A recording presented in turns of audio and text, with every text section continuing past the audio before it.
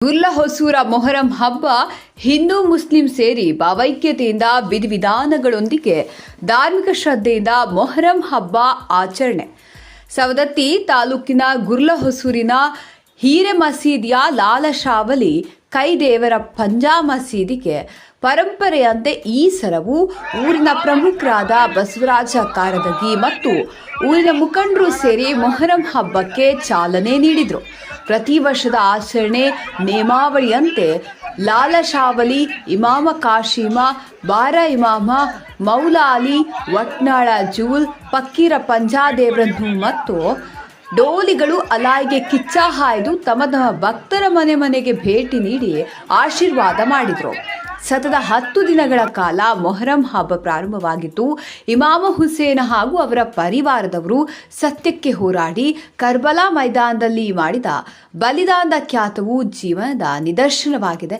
ಇಂದಿಗೂ ಅವರ ನೆನಪಿಗಾಗಿ ಭಾರತದಲ್ಲಿ ಹಿಂದೂ ಮುಸ್ಲಿಂ ಭಾವೈಕ್ಯತೆಯಿಂದ ಹಬ್ಬದ ಆಚರಣೆ ಮಾಡಲಾಗ್ತದೆ. ಮೊಹರಂ ಹಬ್ಬವು ಗುರ್ಲಹೊಸೂರಿನಲ್ಲಿ ವಿಶೇಷವಾಗಿ ಹಿಂದೂ ಸಮಾಜದ ಮುಖಂಡರ ನೇತೃತ್ವದಲ್ಲಿ ಪರಂಪರೆಯಂತೆ ಈ ಸಲ ಸಡಗರ ಸಂಭ್ರಮದಿಂದ ಆಚರಿಸಿದರು. ಡೋಲಿಗಳು ಮತ್ತು ಕೈದೇವರು ಊರಿನ ಬೀದಿಗಳಲ್ಲಿ ಸಂಚರಿಸಿ ಬೆಳಗ್ಗಿನ ವೇಳೆ ಮತ್ತು ಸಂಜೆಯ ಸವಾರಿಯು ಮುಕ್ತಾಯಗೊಂಡಿತು.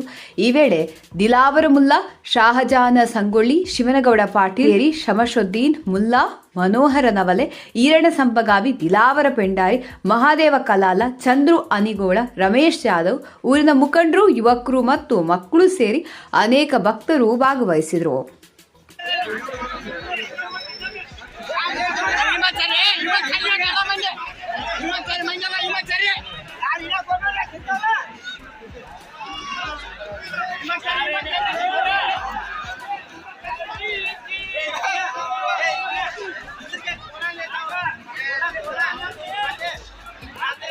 ये घोड़े लेकर जाओ, कहाँ है उनके वहाँ?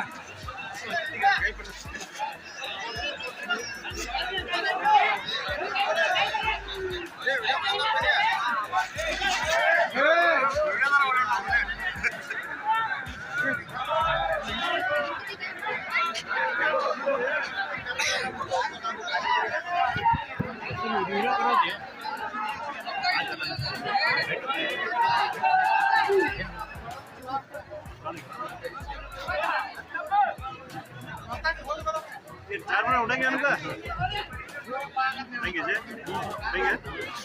ये 4 मिनट है